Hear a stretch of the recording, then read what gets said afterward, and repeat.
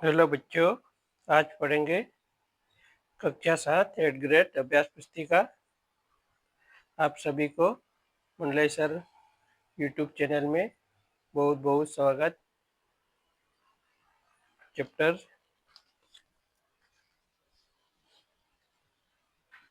2025-26 new latest book को हम solve करेंगे। ठीक है, क्या है अध्याय कौन सा पढ़ेंगे? अध्याय क्रमांक 10। इसमें बीजीय व्यंजक पढ़ेंगे। ठीक है, चलो अध्याय निकाल लेते हैं। चलो कुछ हम पढ़ते हैं, कुछ इसमें जो अध्याय में दिया गया है।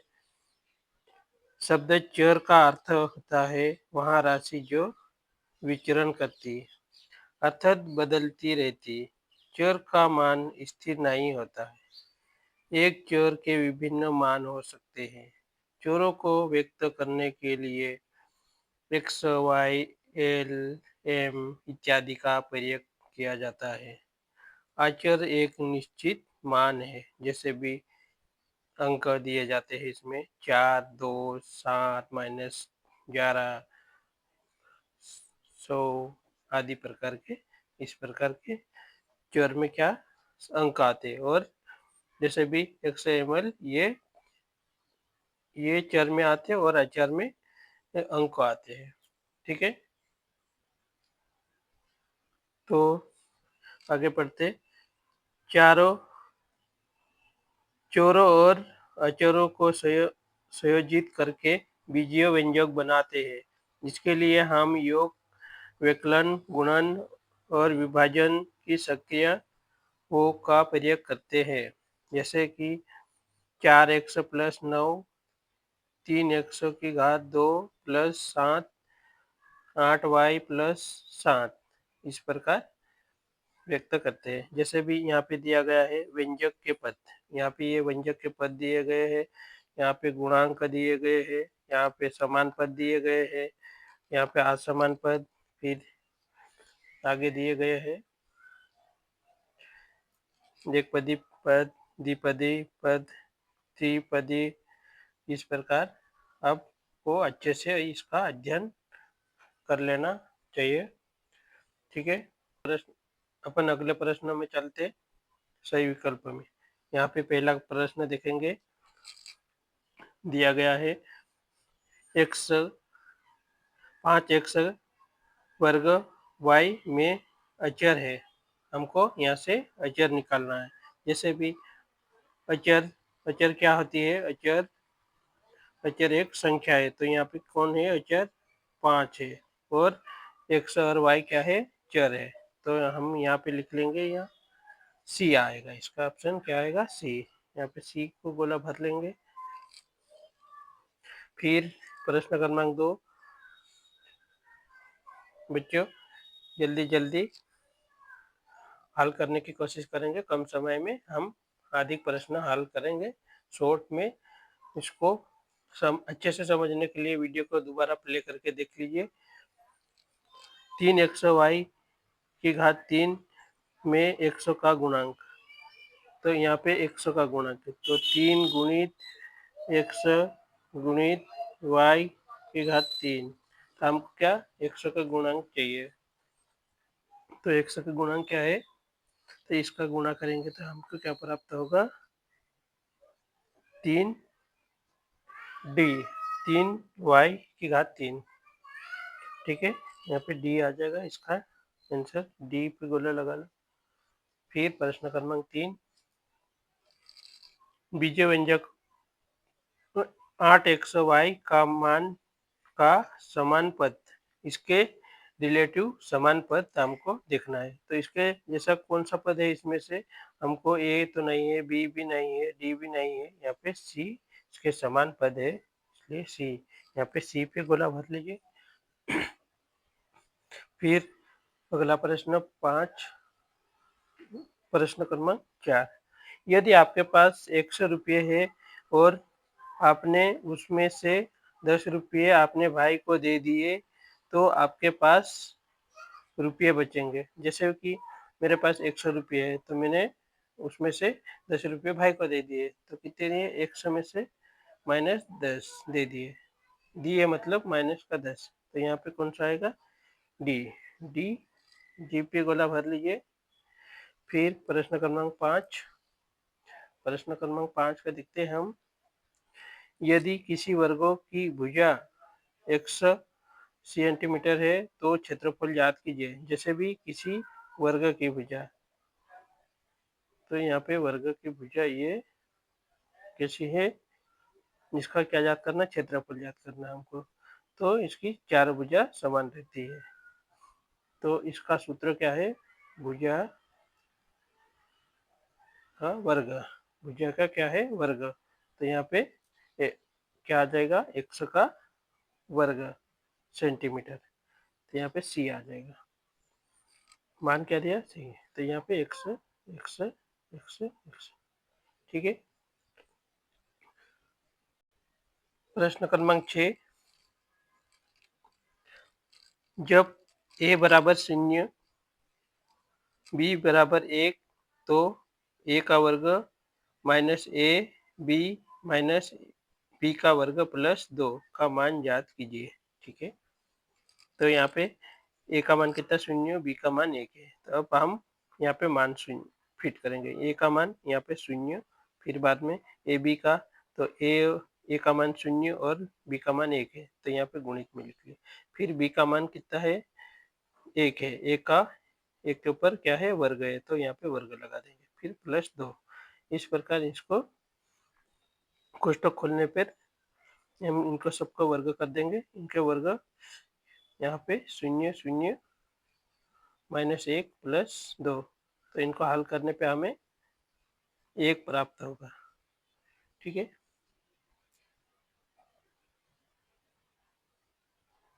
हाँ बच्चे, प्रश्न क्रमांक 7 देखेंगे। ऐसे 3 व्यंजक लिखिए जिसमें से प्रत्येक 3 पद हो। जैसे भी प्रथम व्यंजक x प्लस वाई माइनस 2, फिर द्वितीय व्यंजक x plus x y minus y, फिर तृतीय व्यंजक लिखेंगे हम p plus q plus r. इस प्रकार 3 पद हम लिख लिए। यही उत्तर होगा इसका। ठीक है। प्रश्न क्रमांक 8 देखते हैं अच्छे से। प्रश्न क्रमांक 8। नीचे दिए गए व्यंजकों में पदों और उनके गुणांक खंडों को छांटिए। जैसे भी पहला हल करते हैं हम। पहले को हल करते हैं। 4x का वर्ग माइनस 3x वाई। 4x का वर्ग माइनस 3x वाई, इसमें पद में। तो 4x का वर्ग माइनस, फिर यहाँ पे इसको हम पद में ज्ञात करना है, तो 3x वाई। गुणनखंड करेंगे इनका, तो 4x x, फिर 3x Y minus 3x Y. इस प्रकार इसका गुणनखंड और पद, यहाँ पे पद निकल के आए और यहाँ पे गुणनखंड। ठीक है। फिर दूसरे को लेंगे। 4p का वर्ग क्यू माइनस 3p क्यू वर्ग प्लस 5। ठीक है। 4p का वर्ग क्यू माइनस 3p क्यू वर्ग प्लस, फिर पद लिखेंगे, इनको अलग करेंगे हम पद में। तो यहाँ पे पद में अलग करेंगे तो 4p का वर्ग क्यू, ये एक पद हो गया। फिर दूसरा पद माइनस 3p क्यू का वर्ग, फिर एक पद ये। इस प्रकार हम पद में लिख लिए। अब इनका गुणनखंड करेंगे, इनका सबका गुणनखंड करेंगे। 4p क्यू, यहाँ पे 4p क्यू गुण, फिर 3 minus 3p Q Q, Q का वर्ग है इसलिए हम क्यू को 2 बार लिखेंगे। फिर 5। इस प्रकार किया गया इस प्रश्न में। बहुत आसान प्रश्न है बच्चों, इसको अच्छे से ध्यान से हल कीजिए। ठीक है, नवा प्रश्न देखते हैं। किसी आयत की लंबाई 2x प्लस वाई सेंटीमीटर है तथा चौड़ाई 3x सेंटीमीटर है। आयत का क्षेत्रफल कितना होगा?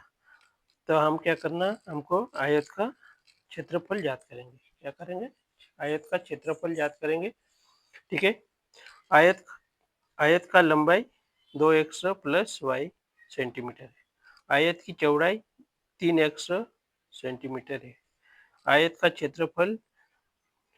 क्षेत्रफल का सूत्र है लंबाई गुणित चौड़ाई।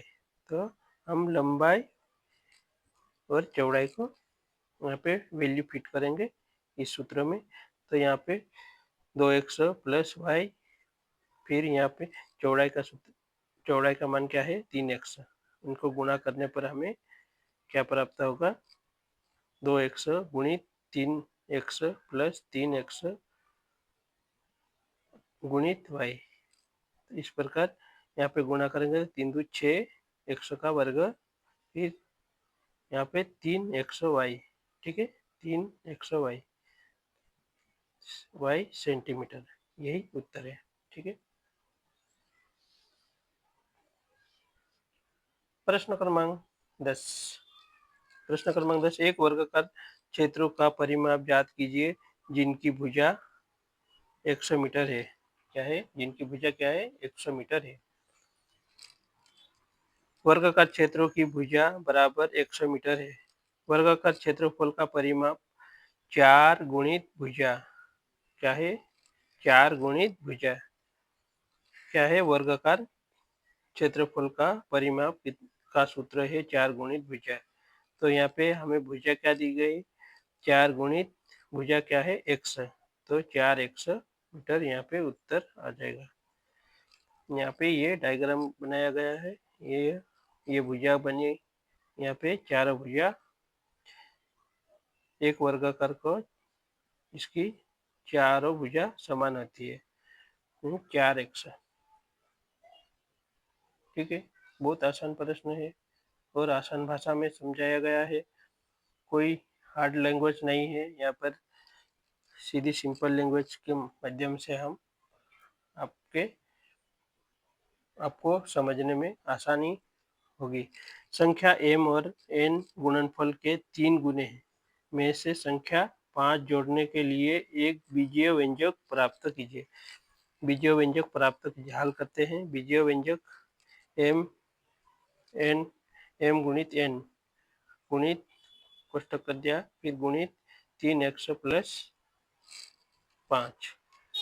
इसमें गुणा करेंगे, 3 का गुणा करेंगे mn में, तो 3mn प्लस 5। ठीक है, आगे देखते हैं। इसका उत्तर 3mn प्लस 5, यही उत्तर होगा। ठीक है,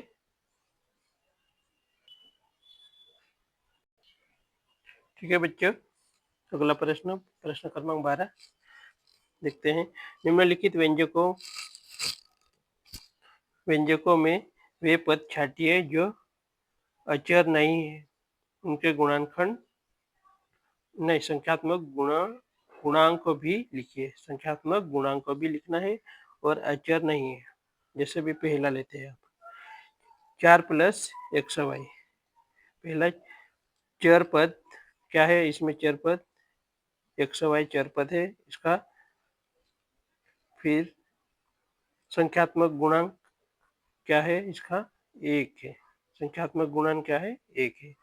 फिर दूसरा लेते हैं चर पद। इसमें से चर पद कौन सा है? -p2। -p2 चर पद है और संख्यात्मक गुणन क्या है? -1। ठीक है,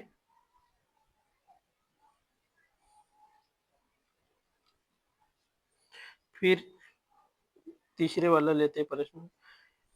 चर पद इसमें से छाटेंगे। चर पद कौन कौन से है? यहाँ पे 2q का वर्ग p का वर्ग प्लस p का वर्ग q।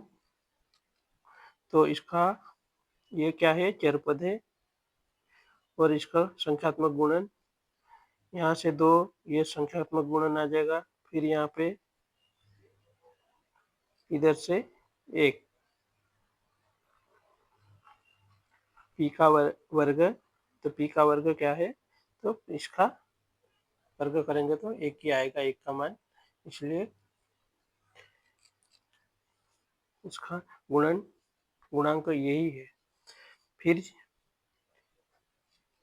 चौथा, चरपद पहले छटेंगे, a का वर्ग 3 b का वर्ग -2ab, इसका संख्यात्मक गुणांक को छाटेंगे, तो इसमें से एक ये संख्यात्मक गुणांक, फिर 3, फिर -2 संख्यात्मक गुणांक। ठीक है, अच्छे से समझ में आया होगा। प्रश्न क्रमांक 13, निम्नलिखित में से समान पदों को छाटिए। इसमें से समान पद को हम इसमें से यहाँ पे दिए गए हैं, बहुत सारे पद दिए गए हैं, इसमें से क्या करेंगे, हम समान पद को छाटेंगे। चलो देखते हैं। पहला x y, फिर 2x y का वर्ग। ठीक है, पहला -x y का वर्ग 2x y का वर्ग, तो ये -x y का वर्ग, फिर यहाँ पे 2x y का वर्ग, ये समान है। ठीक है, इनको छाट लिए। इसके बाद हम अगले स्टेप में -4y का वर्ग, तो इसके जैसा हम दूसरा पद भी छाटना है, -y x का वर्ग, तो -y x का वर्ग कहाँ पे है, यहाँ पे, तो यहाँ पे 20 x का वर्ग y, तो ये इसके समान है। ठीक है, यहाँ पे ये छाट लिए। फिर अब अगला x का वर्ग, तो x का वर्ग ये है, फिर माइनस, फिर क्या है 11 x का वर्ग, यहाँ लिख लिए 11 x का वर्ग, फिर यहाँ पे और देखो यहाँ पे ये 6 x का वर्ग, तो ये समान है। ठीक है, फिर बचे, अब कौन से बचे हैं, यहाँ पे 100x, फिर इसके जैसा कौन है 13, तो 3x, तो यहाँ पे 3x लिख लेंगे। ठीक है, फिर समान पद छाटना है। फिर क्या बचा है 11y x, फिर क्या बचा है इधर 2xy। ठीक है, ये समान पद है, इस प्रकार छाटा जाता है। ठीक है, अगला प्रश्न देखते हैं। प्रश्न क्रमांक 14, यदि 1 बराबर 2 एवं b बराबर -2 है तो a का वर्ग प्लस ab प्लस b का वर्ग का मान ज्ञात कीजिए। ठीक है, तो a का मान कितना है, 2 है, और b का मान -2, तो a का वर्ग प्लस ab प्लस b का वर्ग, तो इसमें मान फिट करेंगे।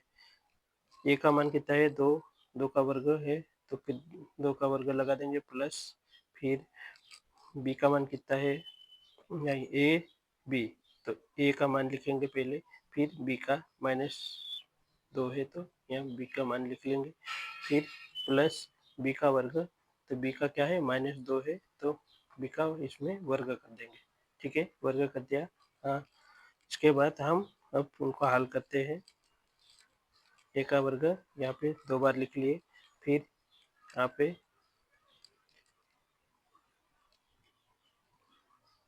2 गुणित यहाँ पे -2 प्लस, फिर -2 गुणित -2। ठीक है, इनको गुणा करने पर हमें क्या प्राप्त होता है, 4 - 4 प्लस 4, प्लस प्लस का जोड़ेंगे तो 8, फिर 4 माइनस का 4 है, तो -4 करेंगे तो आंसर क्या आएगा, 4। ठीक है, प्रश्न क्रमांक 15 यानी कि लास्ट प्रश्न। अपने परिवार के मासिक आमदनी व विभिन्न मदों में होने वाले खर्च को बीजीय व्यंजक के पद के रूप में व्यक्त कीजिए। क्या करना है? अपने परिवार की मासिक आमदनी व विभिन्न मद में होने वाले खर्चों को बीजीय व्यंजक के पदों के रूप में व्यक्त करना है। तो हम कुछ यहाँ पे संख्या नहीं दी गई, तो इसलिए हम कुछ भी मान रखकर हम हल करेंगे प्रश्न। एक प्रैक्टिकल टाइप का प्रश्न है, हर कोई इसका हल नहीं करवाता है, इसलिए हम सभी प्रश्नों को छोड़ते नहीं, अच्छे से हल करवाते हैं। इसलिए यूट्यूब चैनल को सब्सक्राइब करके रखें, तभी तुरंत वीडियो डालते ही नोटिफिकेशन आ जाएगा। ठीक है बच्चों, आपकी हेल्प हमारी फुल रहेगी। ठीक है, हल करते हैं। माना परिवार की मासिक आय 100 रुपये है। क्या है? 100 रुपये। शिक्षा पर व्यय कितना? 1000 रुपये की है। फिर किराना पर व्यय P रुपये करें। फिर बिजली पर व्यय एक Y रुपये की है। तो अन्य पर व्यय 3000 रुपये की है। क्योंकि परिवार की बचत की राशि x माइनस क्या है? x माइनस 1000 हमने खर्चा किया, इसलिए माइनस माइनस आएगा। फिर P माइनस Y माइनस 3000। तो यहाँ पे लिखेंगे x minus P minus Y बराबर क्या आ जाएगा? ये उधर जाकर जुड़ जाएगा तो 4000 रुपये उत्तर आएगा। ठीक है दोस्तों।